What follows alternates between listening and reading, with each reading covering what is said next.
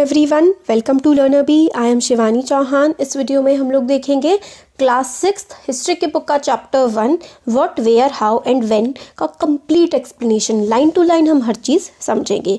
तो सबसे पहले है रशीदास क्वेश्चन। अब ये क्या है, रशीदा जो है न्यूज़पेपर पढ़ रही थी, सडनली एकदम से उनकी जो नज़र है वो एक हेडलाइन पर पड़ी। अब वो हेडलाइन क्या थी, मतलब जब वो न्यूज़पेपर पढ़ते हुए उनकी आंखें पड़ी एक हेडलाइन पर। तो देखिए हेडलाइन क्या था, 100 ईयर्स अगो, मतलब 100 साल पहले। तो उसको ये लगा कि भाई इतनी पुरानी बातें, 100 साल पुरानी बातें हमें किस तरीके से पता हो सकती हैं। तो आगे क्वेश्चन पूछते हैं किताब में, हमारी बुक में, फाइंडिंग आउट व्हाट हैपेंड, पता लगाना कि हुआ क्या था। येस्टरडे का मतलब बीता हुआ दिन। आप सुन सकते हो रेडियो में, आप टीवी में देख सकते हो, न्यूज़पेपर में पढ़ सकते हो कि पिछले दिन क्या हुआ, पिछले साल क्या हुआ।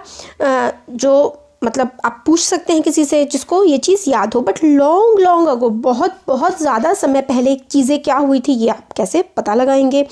तो देखिए what can we know about past, हम लोग पास्ट के बारे में, इतिहास के बारे में हम लोग क्या जान सकते हैं।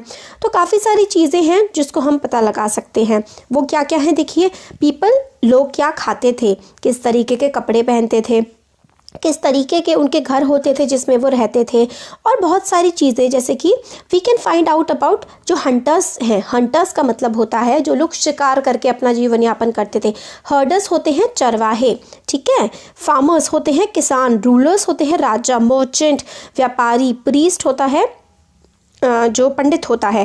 क्राफ्ट पर्सन जैसे कि सुनार, लोहार वगैरह। आर्टिसंस जो आर्टिस्ट होते हैं। म्यूजिशियन, साइंटिस्ट, ये सारे के सारे किस तरीके से रहते थे, बच्चे कौन से गेम खेलते थे, ये सारी की सारी चीज़ें हम लोगों को कैसे पता लगती हैं भाई। तो वेयर डिड पीपल लिव, लोग कहाँ रहते थे। तो अगले पेज पे, पेज नंबर 2 पे हम लोगों को नर्मदा रिवर फाइंड करनी है। नर्मदा रिवर देखिए कहाँ है, नर्मदा रिवर ये है, देखिए यहाँ पर नर्मदा रिवर ये रही, ठीक है, नर्मदा रिवर। तो नर्मदा रिवर हम लोगों ने देखी। यहाँ पर ये जो रिवर है, bank of river, bank of river का मतलब होता है नदी का किनारा। हज़ारों सालों से, ठीक है, यहाँ पर 100,000 ईयर्स, मतलब हज़ारों सालों से नर्मदा नदी के किनारे लोग रह रहे हैं। जो बहुत ही ज़्यादा पुराने पहले लोग यहाँ पर रहते थे वो स्किल्ड गैदरर से। गैदरर का मतलब होता है गैदर का मतलब होता है इकट्ठा करना। तो यहाँ पर जो लोग रहते थे वो खाना अपना इकट्ठा करा करते थे पेड़ों से, है ना, खेती बाड़ी टाइप्स करके। उनको पता था पेड़ों के बारे में, फॉरेस्ट के बारे में, और वो रूट्स कलेक्ट करते थे। मतलब उनको पेड़ों के बारे में बहुत अच्छी जानकारी थी, पेड़ों से फल और पेड़ों की जड़ों के बारे में, है ना। तो इन सब से अपना खाना इकट्ठा किया करते थे फॉरेस्ट प्रोड्यूस से। और वो हंटिंग भी किया करते थे। हंटिंग होता है जानवरों को मारना, तो जानवरों को मार करके भी वो खाया करते थे। तो नर्मदा जो वैली थी उसमें क्या होते थे, स्किल्ड क्या होते थे, Hunter and gatherer. Hunter gatherer होते थे कहाँ पर, हंटर गैदरर होते थे नर्मदा नदी के पास, ठीक है।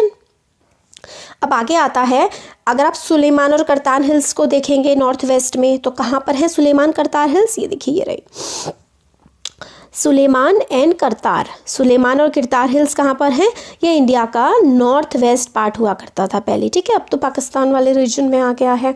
तो सुलेमान एंड करतार हिल्स जो है वहाँ पर क्या होता था, यहाँ पर सुलेमान एंड करतार हिल्स के जो एरिया थे, यहाँ पे मैन एंड वुमेन ने सबसे पहले क्या करा, क्रॉप्स उगाई। कौन कौन सी क्रॉप्स, वीट, ठीक है, चावल, बार्ले। लगभग 8,000 साल पहले यहाँ पर जो है वीट बार्ले उगाई जाती थी।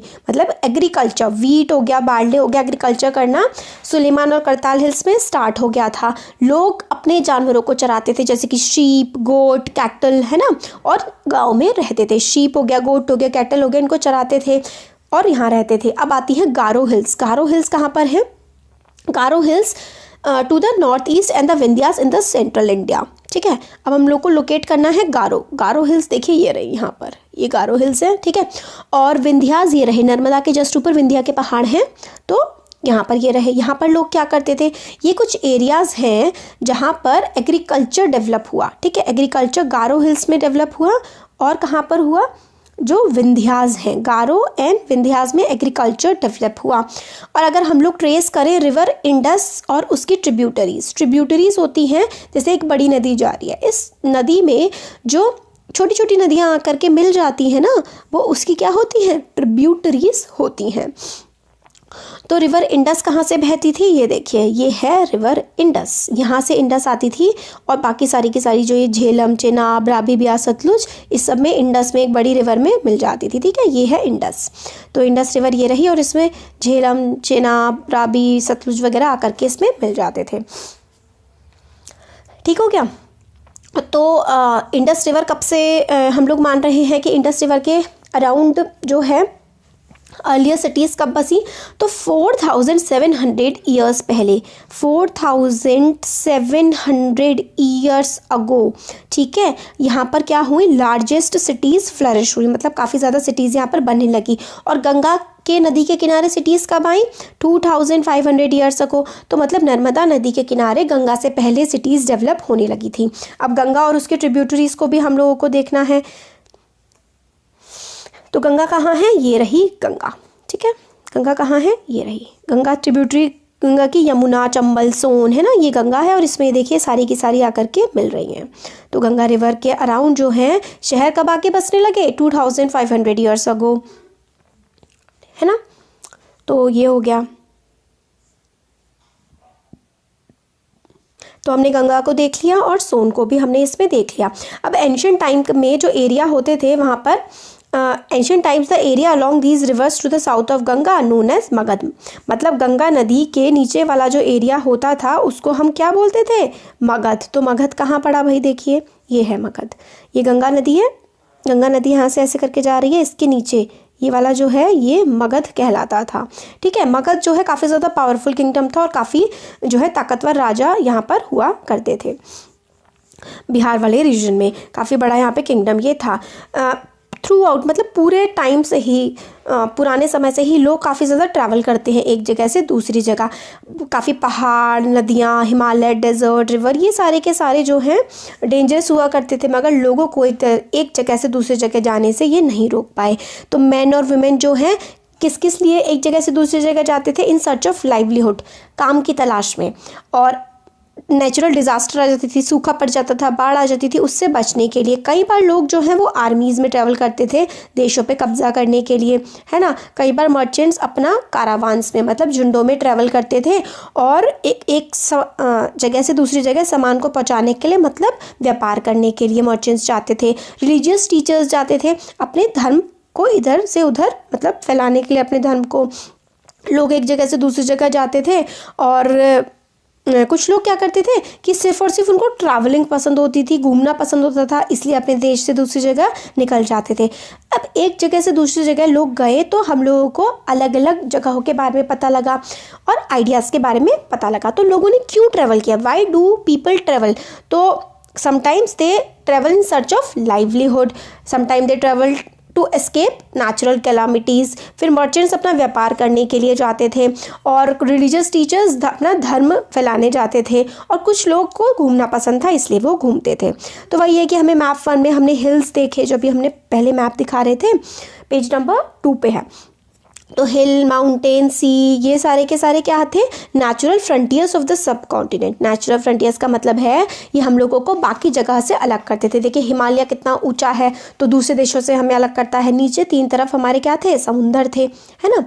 तो यही बात करी गई है कि अलग अलग जगह से लोग डिफ़िकल्ट इनको क्रॉस करना होता था, मगर फिर भी एक जगह से दूसरी जगह लोग ट्रैवल करते थे, घूमने जाते थे। काफ़ी सारे लोग जो हैं एक जगह से दूसरी जगह आए, इसकी वजह से क्या हुआ, कल्चर और ट्रेडिशन काफ़ी ज़्यादा एनरिच हुए। मतलब हमें दूसरी जगहों के बारे में काफ़ी ज़्यादा पता लगा, हमारा म्यूज़िक चेंज हुआ, हमारी कुकिंग, ठीक है, ये हज़ारों सालों से काफ़ी ज़्यादा डिफरेंस मतलब चेंजेस आते रहे हैं म्यूज़िक में, खाने पीने के अंदाज में या हमारे खान पान में। नेम ऑफ द लैंड, अब देखिए हमारे देश का जो नाम है वो इंडिया या भारत कैसे पड़ा, है ना। तो संस्कृत में जो सिंधु नदी है जिसको हमने अभी इंडस रिवर के नाम से जाना है, उसको संस्कृत में क्या कहा जाता है, उसको सिंधु कहा जाता है। ठीक है, ईरान के लोग, ग्रीस के लोग जो हैं वो इसको क्या कहते थे, इंडस कहा करते थे। तो ईरानियंस और ग्रीक्स जो है जब 2500 ईयर्स पहले आए थे तो इंडस को उन्होंने क्या कहा, इंडस उनसे बोला नहीं गया तो उन्होंने इंडस को हिंदोस और इंदोस कहा।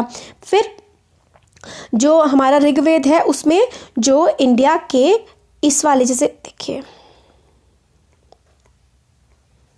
इंडिया के इस वाले पार्ट में जो लोग रहते थे उनको क्या कहा, इस वाले पार्ट को कहा गया भारत, ठीक है। तो ऋग्वेद में इस पार्ट को, हमारे देश को भारत कहा गया, है ना।